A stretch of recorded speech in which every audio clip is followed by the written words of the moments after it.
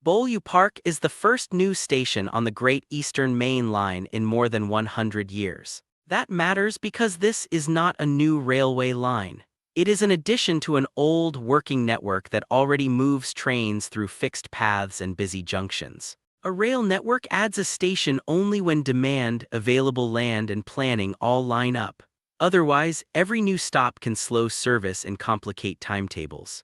So Beaulieu Park is a rare expansion point on a mature route. The line did not need a restart, it needed one carefully justified addition. That makes the station proof that even long-running infrastructure still grows. It just grows slowly, one decision at a time when the network finally has room for it. A simple null ID error could have prevented a train derailment and a 6-day disruption. This was not just a track problem. Rail operations depend on data to know what train is where and what state it is in. A null ID means an identifier is missing or empty. If a critical ID is wrong, the system can lose the link between a train and its real condition. That broken link can let the wrong state spread through operations. In rail control, that is enough to create a derailment risk and a 6-day disruption. The lesson is plain: clean identifiers are safety infrastructure. When data fails, the failure is not only on a screen, it can reach the train itself. Most paper in Europe came from discarded rags until the 19th century. Paper was once a cloth-based material, not a wood-based one. That meant the raw material was used textile fiber.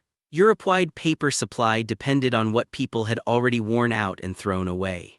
Paper needs fiber, and rags provided strong fiber before wood pulp methods took over. The process began by turning old cloth into pulp for sheets. That tied paper production to the supply of discarded textiles. If fewer rags were available, fewer sheets could be made. So an everyday sheet of paper once came from a recycling system built from old clothing. The finished page carried the hidden history of worn-out fabric.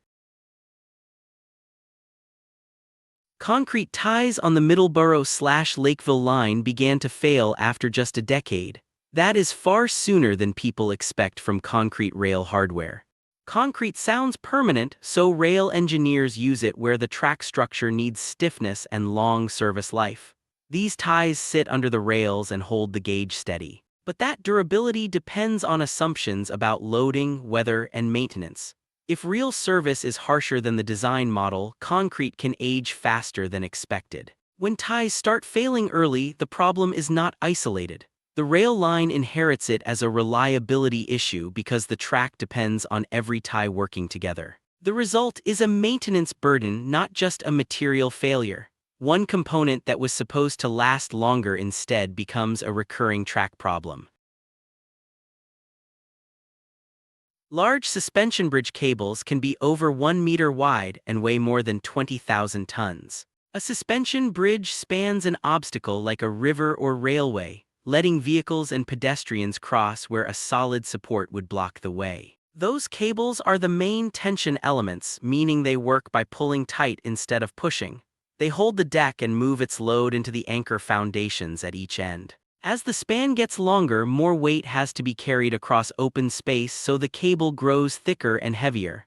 The mass rises with the structure it supports. From far away, the bridge looks slim and elegant. Up close, it depends on hidden hardware that carries the full load across the span.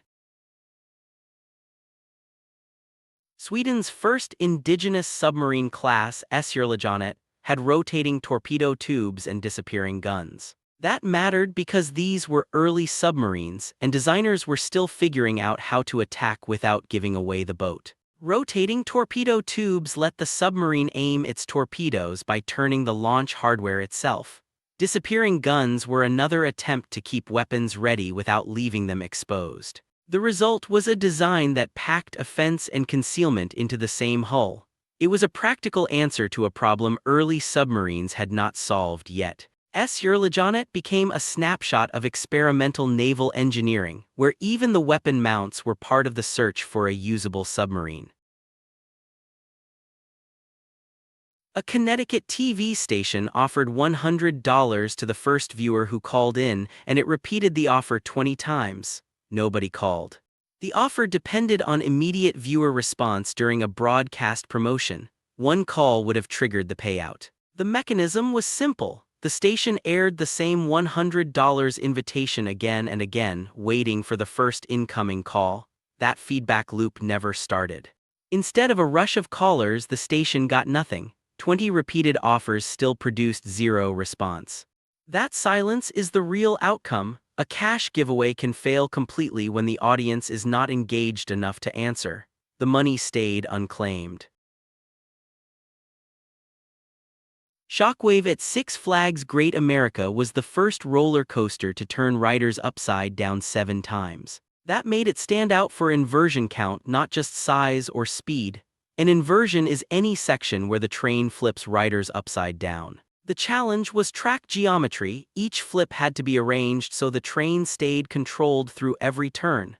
7 inversions meant repeating that design problem again and again. That pushed coaster design into a new benchmark. The ride proved a train could flip riders repeatedly while still following a planned, controlled path. Shockwave was remembered for one engineering feat: 7 controlled inversions in a single ride. That single number became its place in roller coaster history.